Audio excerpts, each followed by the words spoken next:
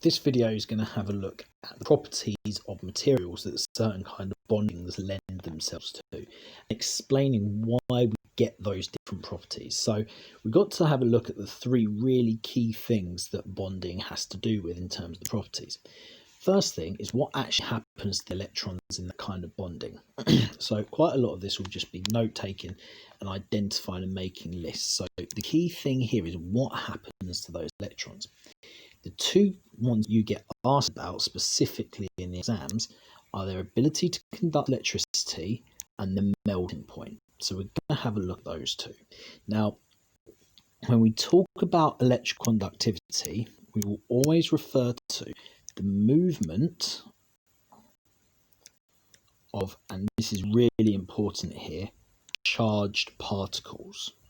All right. Now, I say that because most people always talk about the movement of electrons. It's not always the movement of electrons. Ionic compounds conduct electricity because of the movement of ions. So it's the movement of charged particles you must refer to in your answers. When we talk about melting point, you are always going to refer to the energy to overcome the bonds. And again, you'll see why I word it that way in a minute. So let's have a look at the four kinds of bonding, and I'll go through each one individually. So the first one here, this is a simple covalent structure. This is simple covalent bonding, and covalent bonds are incredibly powerful or incredibly strong. Huge amount of energy is needed to overcome these bonds. So you would think they have a high melting point, but in fact they have a very low melting point, because these bonds here, the intermolecular bonds, the intermolecular forces between the molecules is very, very weak. So it does not require much energy to separate, in this case, the carbon dioxide molecules into gases. So they have very, very low melting point. The other key point here is we need to talk about the electrons and their moving. So in this case, the electrons are shared. All the electrons are localized either in bonds or on shells. Their overall charge is 0, which means that these cannot conduct electricity because the molecules themselves are not charged, and the electrons, which are the other charged particle that can conduct electricity, they're localized, they're stuck, they're fixed in position, so they can't move. Let's have a look at how that's different to giant covalent structures.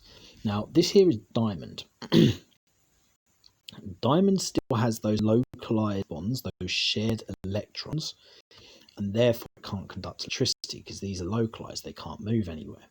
However, because now there are lots of those covalent bonds, it forms what's called a lattice, which means that it requires a lot more energy because you have to break all of those very strong covalent bonds in order to make it melt. It has a melting point of over 3,000 degrees, which means that a huge amount of energy needs to be put in.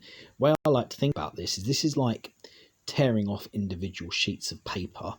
This is like trying to tear a book, right? One sheet of paper is actually not that difficult to break, but you need to tear every single piece of that yellow page, every single paper of that yellow pages book in one go in order to make it melt.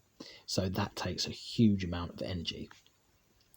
Now, we could also refer to graphite. I don't like talking about graphite in this one because graphite does have the same properties in terms of melting point because it's a similar structure, because it's the same atom, the same covalent bonds more or less. But because it forms layers, you have delocalized electrons that can conduct electricity. So graphite acts a little bit like a giant covalent structure, but also a metallic structure at the same time.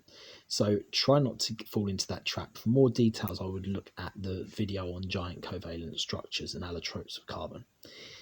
This here is metallic bonding. Now, metallic bonding has got this regular arrangement of positive cations, and then you've got this sea of delocalized electrons that haven't really got a home, that just sort of move between the ions. Because the electrons are able to move between the ions, unlike here and unlike here, where those electrons are localized and they're in a fixed position, they can now move. So they can conduct electricity. They tend to have quite high melting points, but not really high. They're sort of somewhere in between this and this. So most metals sort of have a couple of hundreds to a slightly higher melting point. And that's because you've got this lattice.